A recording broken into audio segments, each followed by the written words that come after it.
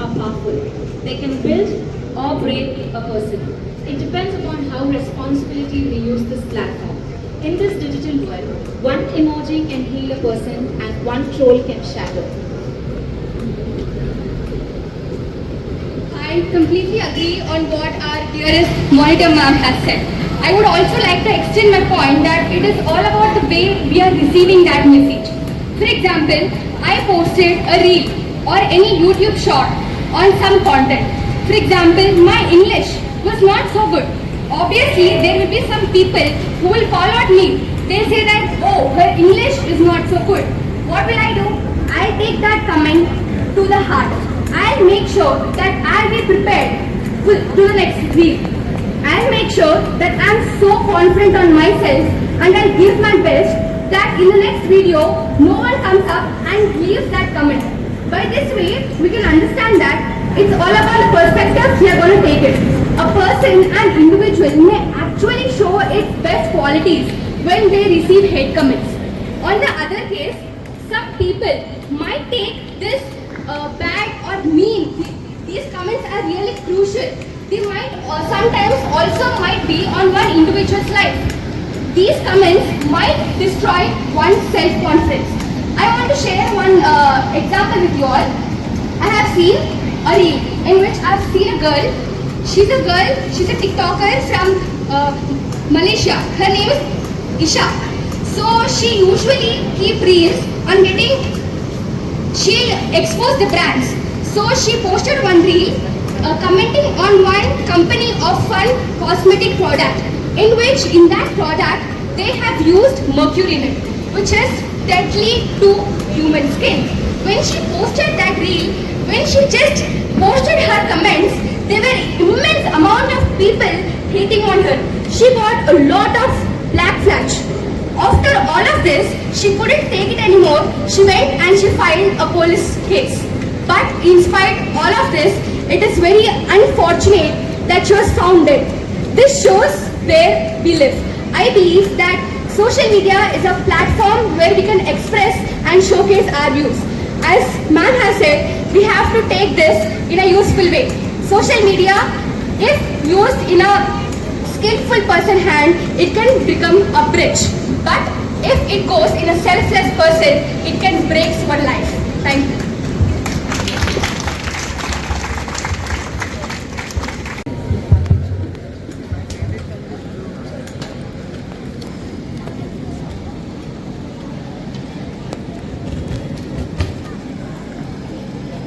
The topic is empathy, declining from one generation to the next. I repeat, empathy, declining from one generation to the next. 10 meta-analysis by Sarah Conrad, empathy has dropped by 40%, especially in youngsters. Why so? It's actually because we are more overly stimulated, connected, but still underfeeling. We often notice poverty, wars, and pain, but on screens, we react through images instead of actions. We usually text "I'm here for you" while ignoring phone calls. And let's not forget that constant comparison kills composition. Okay, let me give you an example. I am rushing for an interview which is really very important. And on the way, I met with a dog who was severely injured due to the accident. So will I reach to the dog or will I reach to my interview center? Of course I'll reach to my interview center because at that moment it's more really important for me. So is empathy declining? Actually no. In the journey of practicality, we are losing kindness, helpfulness and humanity. But it doesn't mean empathy has completely declined. There are still few people who are connected towards the empathy and still reach out to people and are interested to know and help what's going on in each other's life. So according to me, let's not just build a world where Wi-Fi connections are strong but emotional connections are weak. Let's build a world where emotional connections are more stronger than any other connections. Thank you. So, as my sister said, empathy is not, in my opinion, empathy is not declining, but it's changing by generation. Because recently we can see people participating in movements like, Black Lives Matter, rights for LGBTQ plus, so many else, but the rights for women. And so many people are trying to participate in so many else movements, even though they don't have any relation with it. So like they are understanding the perspective of others. They're supporting their regions. They're supporting their opinions as well. And what my opinion is that empathy is not declining, but my generation in this fast-paced world, empathy is indeed changing and increasing, into a broader level. So like in this fast-paced world, world is developed, technology is developed, why don't people? In the olden days, empathy is shown in neighborhood, next to people, in families and relatives. Now, empathy is shown in a broader way, where people participate in movements across the world. For example, we saw in a recent pandemic, COVID-19, just a disease that took hold over to one point. Everybody are supporting each other. People started WhatsApp groups for supporting emotionally. People lost their relatives, their close ones, but yet lived, survived because of support of others. Everybody understood. Everybody had the same problem, so everybody understood what the problem is. So empathy is shown in a broader way in this fast-paced world.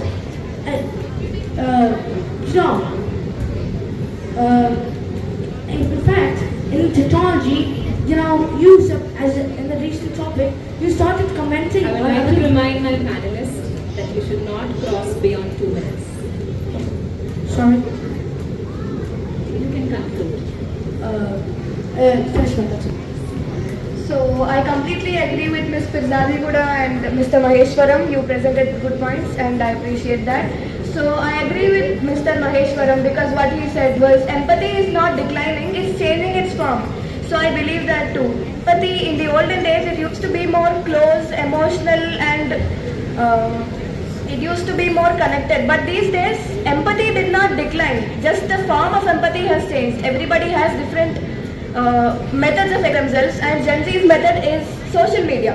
People sign online petitions, they raise donations for people like suffering all across the world. Recently the Gaza and Israel war happened and everybody were supporting, they're showing their support in the war and they were trying to make donations also.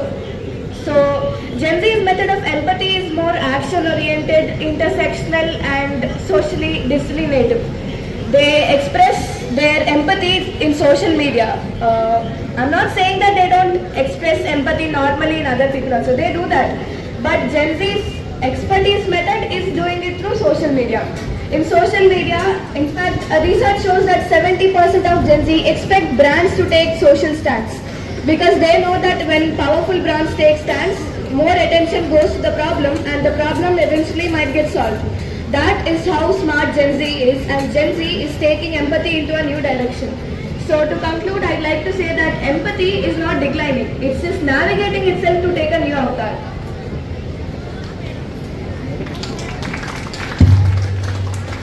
Beautifully said, my friend. I completely agree with that. Now we must ask ourselves this question. Is empathy truly declining or is it evolving? Because our generation is the most socially conscious generation that there is. We are leading movements for climate change, for racial justice, and for all of this. And also our generation is the most in contact generation with the entire world. Social media, apart from killing empathy, is amplifying it. It's making it easier for us because through social media, we know all of the issues that are happening as of now. And because of this, we can respond immediately to that issue through donations, petitions, and whatnot. We are constantly online and we are socially active, which makes us the most socially conscious generation ever. Thank you.